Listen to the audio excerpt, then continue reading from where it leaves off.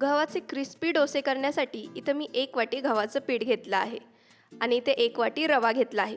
जाडसर किंवा लहान दोन्ही रवा चालेल, कारण आपण ह्याला मिक्सरच्या जारमध्ये फिरवून पुन्हा एकदा पिठी करून घेणार आहोत. आता ह्याच्यामध्ये तुम्हाला हवं असल्यास तुम्ही पाणी घालून मिक्सरमध्ये फिरवून घेऊ शकता, पण मी ह्याला एका बाउलमध्ये काढून थोड्या प्रमाणात पाणी घालणार आहे. त्यामुळे बॅटर जास्त घट्टही राहत नाही आणि जास्त पातळही होत नाही. ह्याला छानपैकी फेटून घ्यायचं, त्यात एकही गाठ राहू द्यायची नाही. चवीनुसार मीठ घालायचं. तुम्हाला वाटल्यास तुम्ही पाणी ॲडजस्ट करू शकता. जसं डोस्यासाठी बॅटर लागतं सेम पद्धतीने बॅटर करायचं. आता यात मी टाकणार आहे अर्धा चम्मच बेकिंग पावडर, जे आपण केकसाठी वापरतो अगदी तीच. त्यावर चिमूटभर पाणी टाकून त्याला ॲक्टिवेट करून फेटून घ्यायचं. त्याने आपले डोसे एकदम जाळीदार आणि मस्त क्रिस्पी होतात.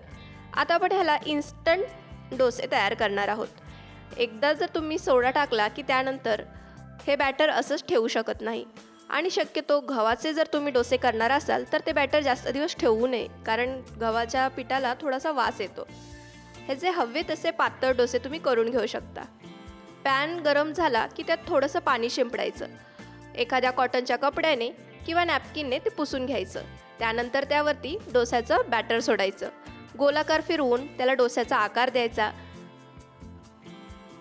तुम्हाला हवे असल्यास तुम्ही दोन्ही बाजूने डोसे भाजू शकता किंवा एकाच बाजूने भाजून त्यात भाजी घालून मसाला डोसाही करू शकता.